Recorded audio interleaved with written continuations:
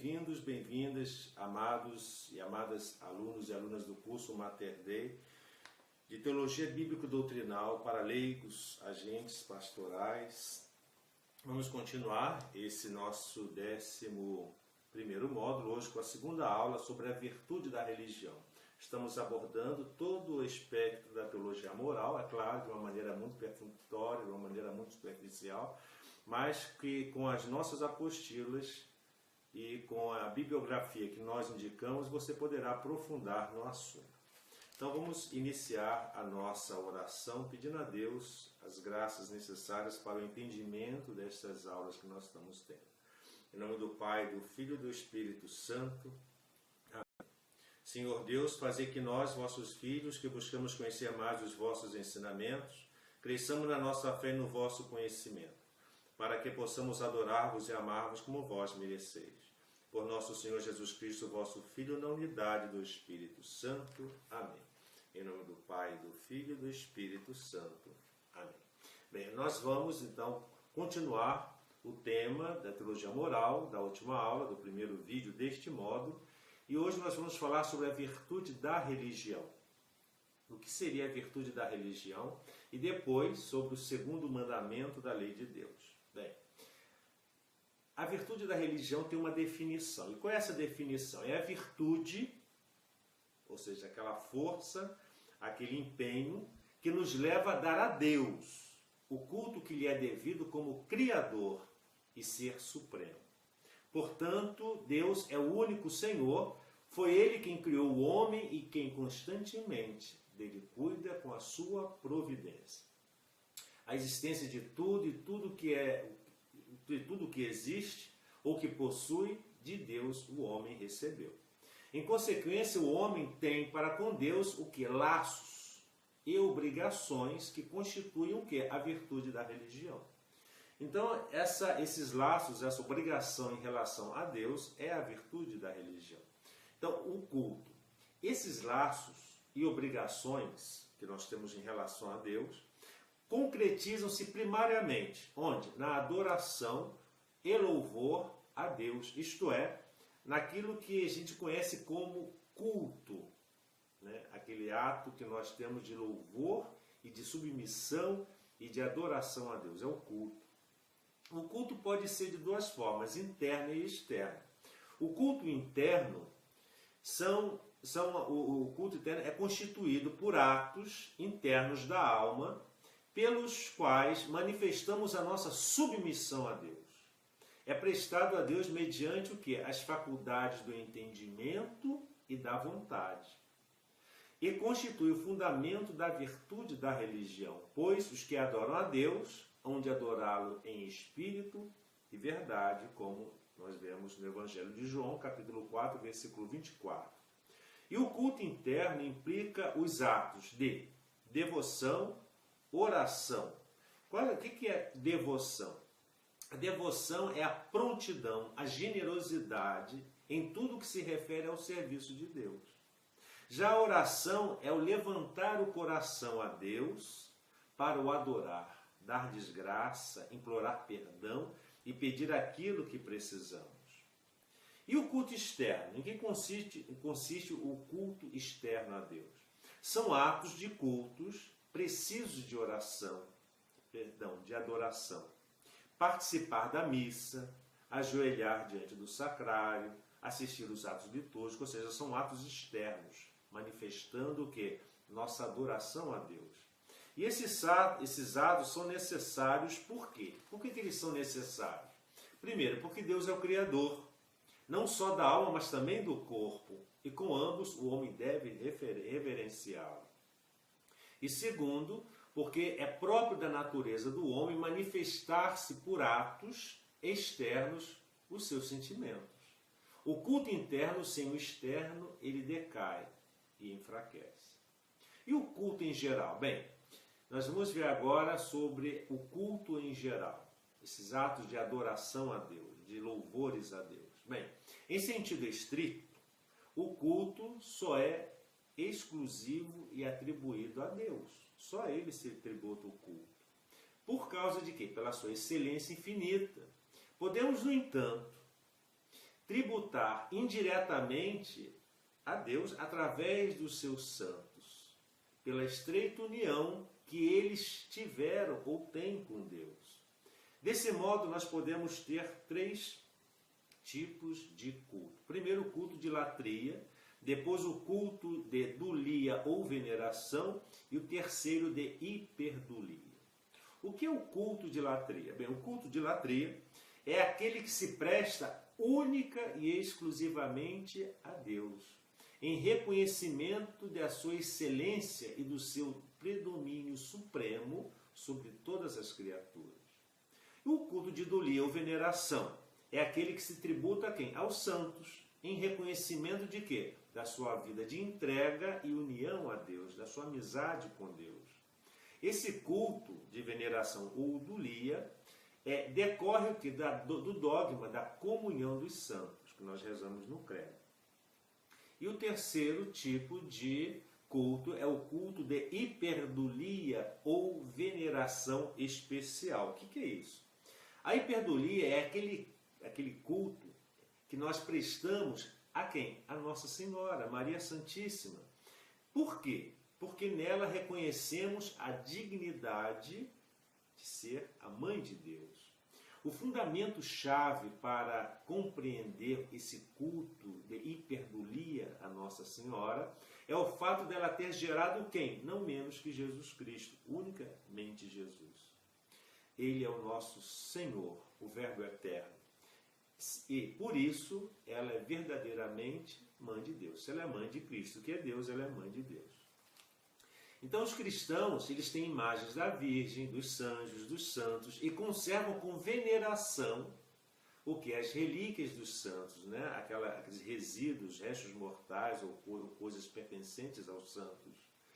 E nós honramos, né, os santos, as imagens, as relíquias, porque honramos aquelas pessoas que estão em Deus, que são exemplos de amizade e de comunhão com Deus. Os protestantes, no entanto, atacam o culto a Nossa Senhora em geral, afirmando que Cristo é o único mediador e, portanto, não há necessidade de outros mediadores, né? Eles se baseiam de uma maneira assim, muito literal, na primeira carta de Timóteo, capítulo 2, versículo 5, que ele diz: Deus é um só, e um só mediador entre Deus e os homens, Jesus Cristo.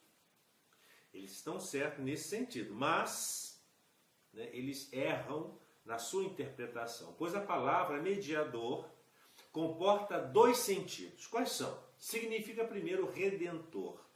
E, neste sentido, só se aplica única e exclusivamente a Jesus Cristo, que nos remiu, oferecendo ao Pai os seus méritos. Mas também a palavra mediador significa intercessor.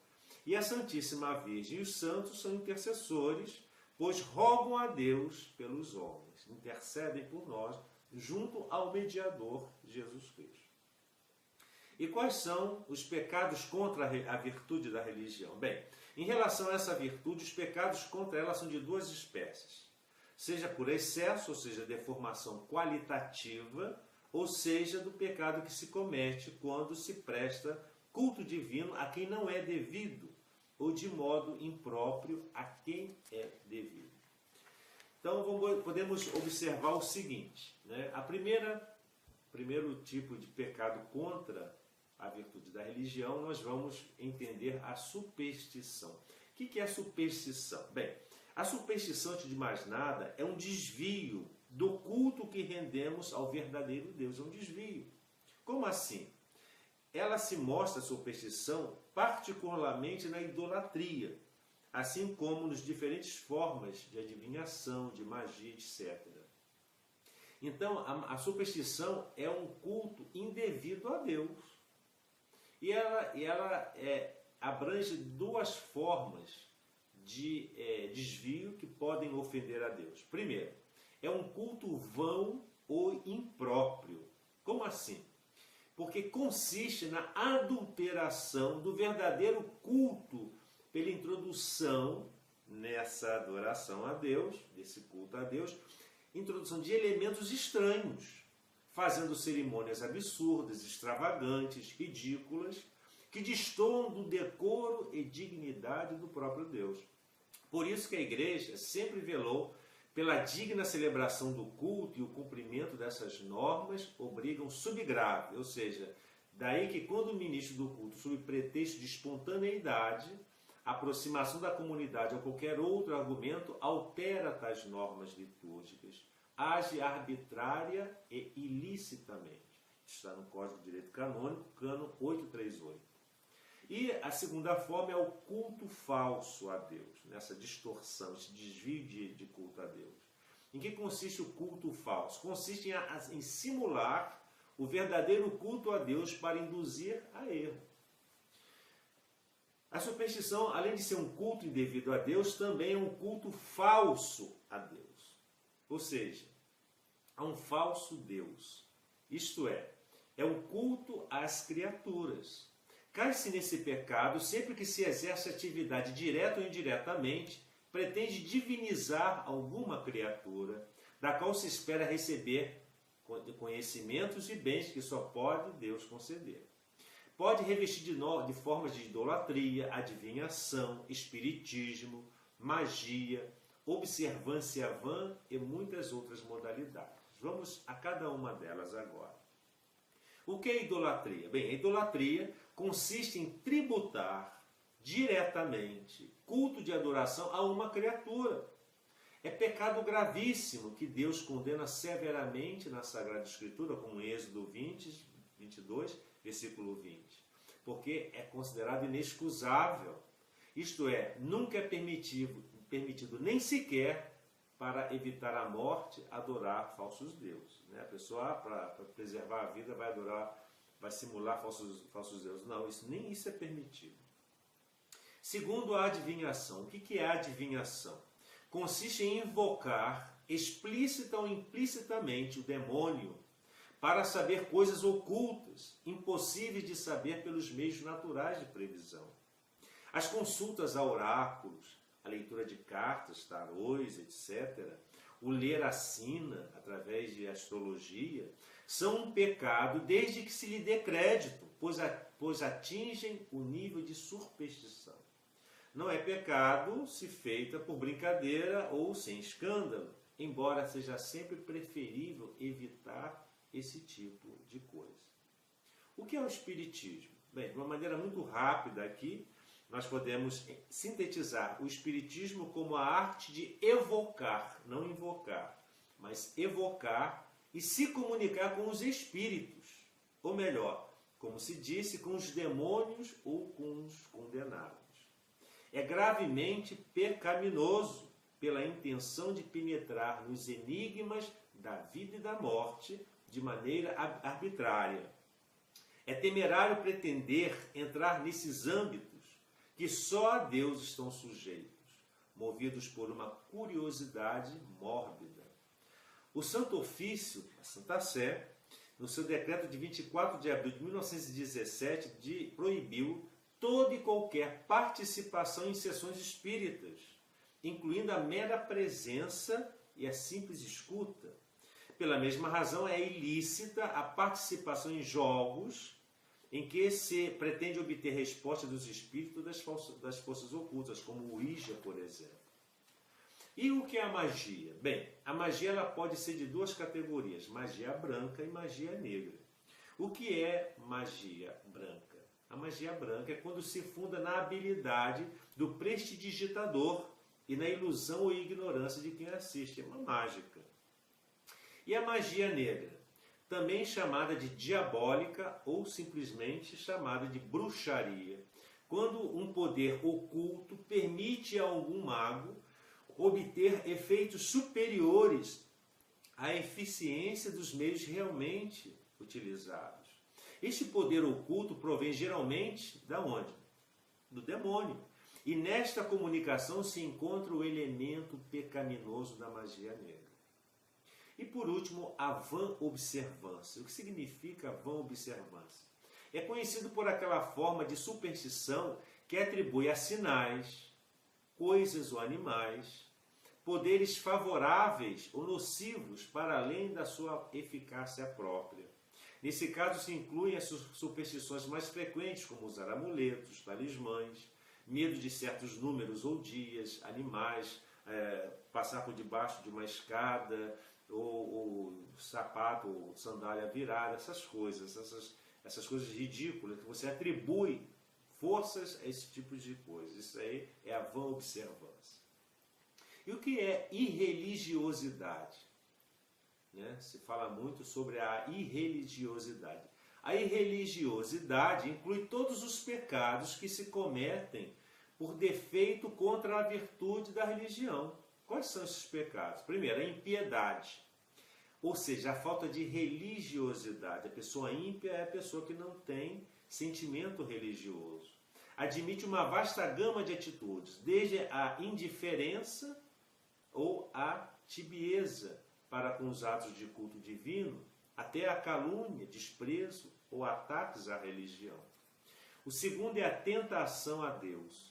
Em sentido próprio, é pretender com palavras ou com atos pôr à prova alguns dos tributos de Deus. Em sentido impróprio, tenta-se Deus, expondo-nos a perigos sem necessidade, sem precaução, confiando temerariamente na ajuda divina. Né? Pessoa que se coloca, né, na beira de um precipício, né? Se Deus existe, Ele não vai deixar eu cair, aí passa um vento forte e empurra a pessoa. Isso é uma tentação a Deus. O sacrilégio, né, terceira modalidade de irreligiosidade. Em que consiste o sacrilégio? Consiste em tratar de modo indigno as pessoas, objetos e lugares consagrados a Deus. Né? E a simonia? Simonia, né, convém distinguir o pecado da simonia, que muita gente às vezes confunde esses conceitos, com estipêndio.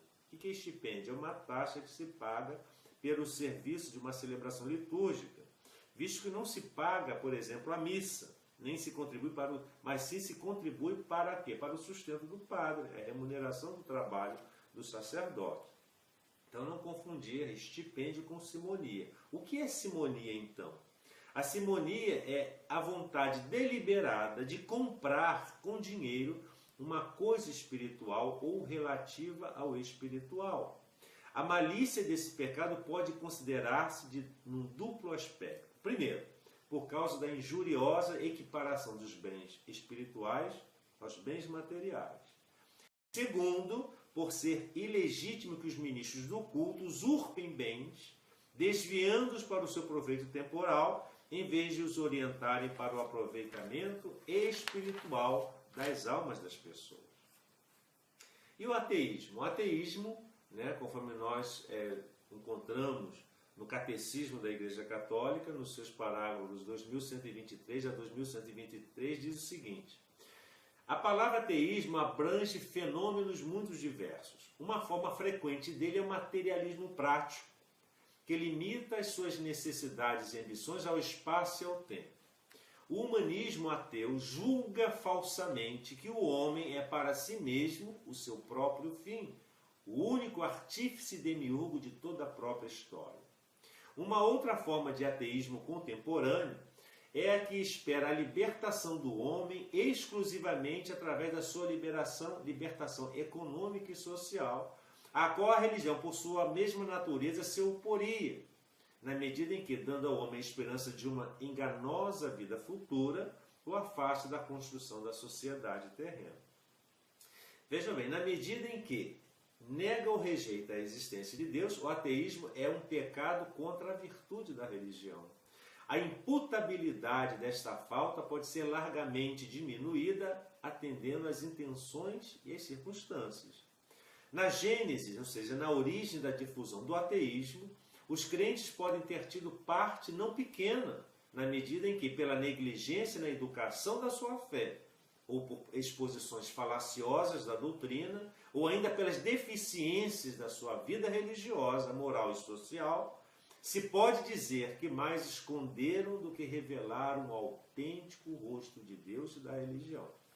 Muitas vezes, o ateísmo prático, ele funda-se num falso conceito de autonomia humana, levada até a recusa de qualquer dependência em relação a Deus.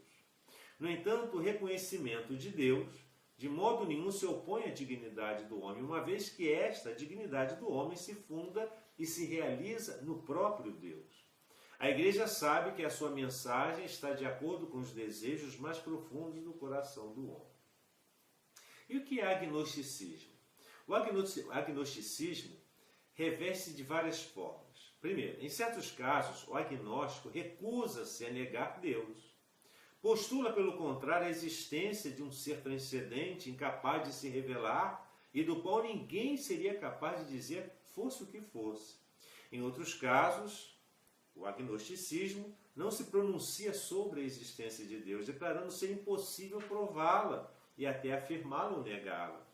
O agnosticismo pode, por vezes, encerrar uma certa busca de Deus, mas pode igualmente representar um indiferentismo, uma fuga perante a questão última da existência e uma preguiça de consciência moral. Com muita frequência, o agnosticismo equivale a um ateísmo prático. Agora vamos à adoração. O que é adoração? Bem, a adoração é o primeiro ato da virtude da religião. Adorar a Deus consiste em quê? Consiste em reconhecê-lo como tal, reconhecê-lo como Deus, Criador e Salvador, Senhor e dono de tudo que existe, amor infinito e misericordioso. Diz Deuteronômio, capítulo 6, versículo 13. Ao Senhor teu Deus adorarás, e só a Ele prestarás culto. Adorar a Deus é reconhecer com respeito e submissão absoluta o nada da criatura, que só por Deus existe. Adorar a Deus é como Maria no Magnificat, louvá-lo, exaltá-lo e humilhar-se, confessando sua gratidão, que ele fez grandes coisas e o seu nome é santo. A adoração de Deus é adoração àquele Deus que liberta o homem de se fechar sobre si próprio, da escravidão do pecado e da idolatria do mundo. Né? A adoração, conforme o Catecismo da Igreja Católica, no seu parágrafo 2098, diz que a religião, a oração consiste em atos de fé. Como assim que a oração consiste em atos de fé? Consiste em atos de fé, de esperança e de caridade, que são as três virtudes teologais, e que são exigidas pelo primeiro mandamento, fazendo-se na oração. Adorar, a Deus, somente a Deus sobre todas as coisas. E a oração concretiza isso daí. A elevação do Espírito para Deus é uma expressão da nossa adoração ao mesmo Deus. Oração de louvor e de ação de graças, de intercessão e de súplica. A oração é condição indispensável para se poder obedecer aos mandamentos de Deus. Como diz o Evangelho de Lucas, capítulo 18, versículo 1. É preciso orar sempre sem desfalecer. E o que é sacrifício? Sacrifício é justo que se ofereçam a Deus sacrifícios. Para quê? Para sinais de adoração e de reconhecimento, de súplica e de comunhão. O verdadeiro sacrifício é todo ato realizado para se unir a Deus em santa comunhão e poder ser feliz. Para ser autêntico, o sacrifício exterior deve ser expressão do sacrifício espiritual. O meu sacrifício é um espírito arrependido, diz o Salmo 50. Os profetas da antiga aliança denunciaram muitas vezes os sacrifícios feitos sem participação interior ou sem ligação com o amor ao próximo.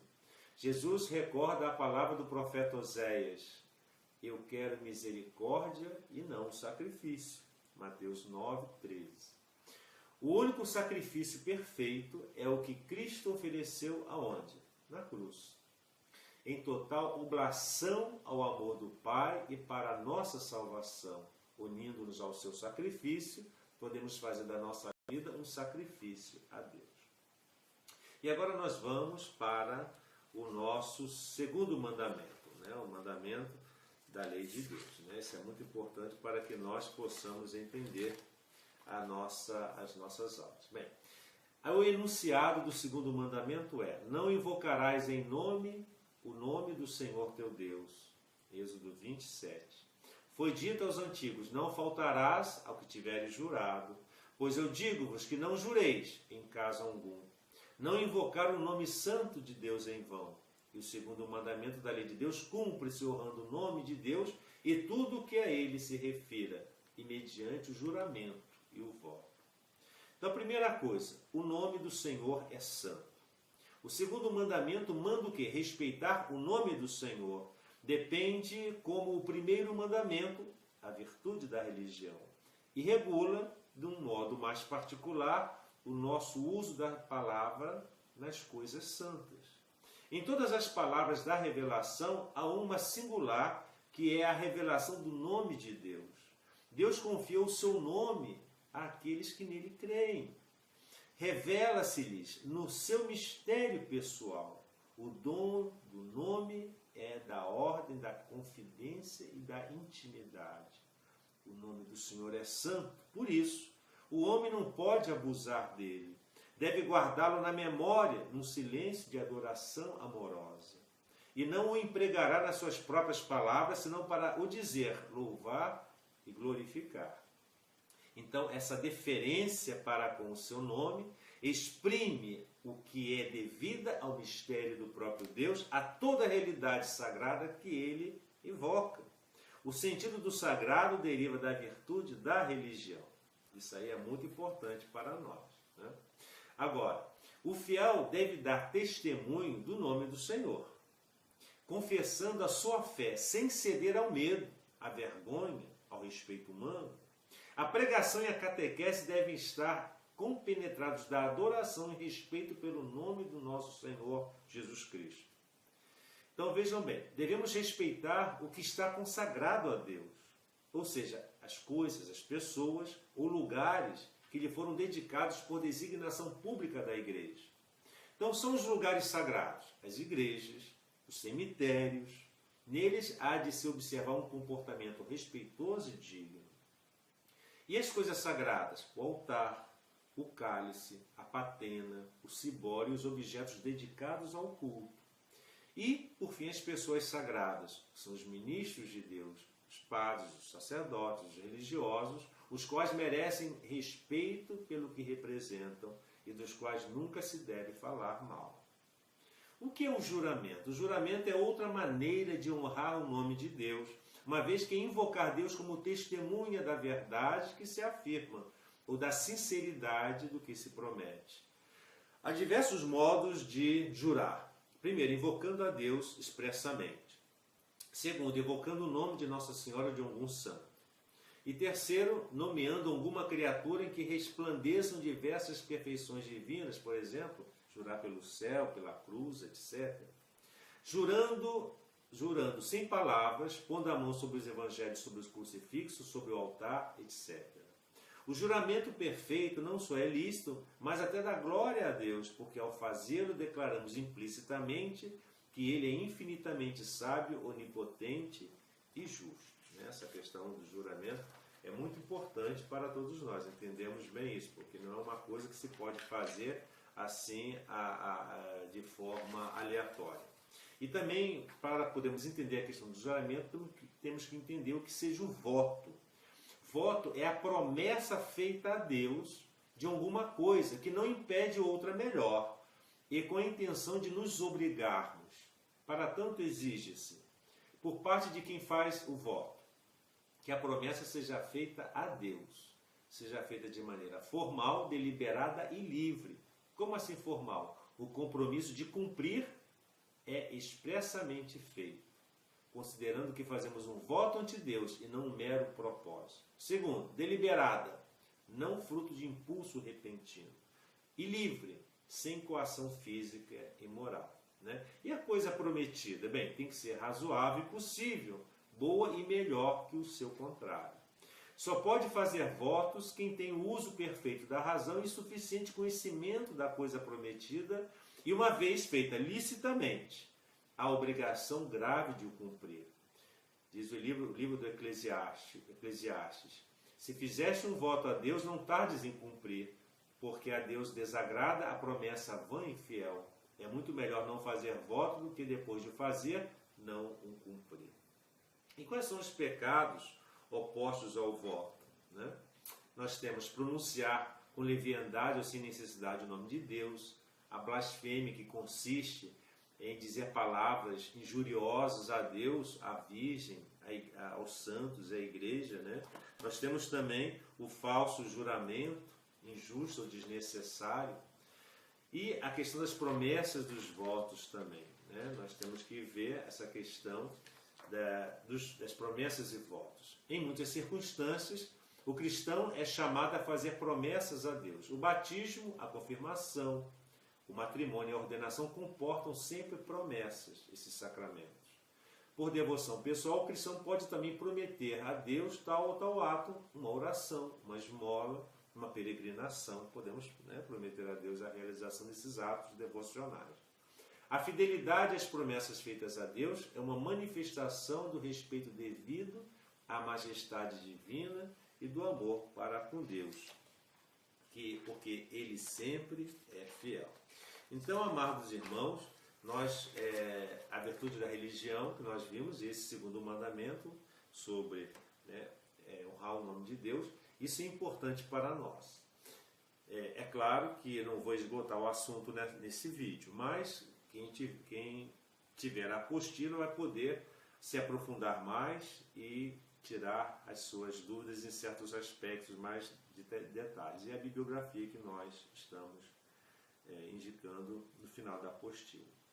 E vamos agora para a terceira aula, que será sobre o terceiro mandamento. Que o Senhor nos abençoe, guarde-nos de todo mal e nos conduza à vida eterna.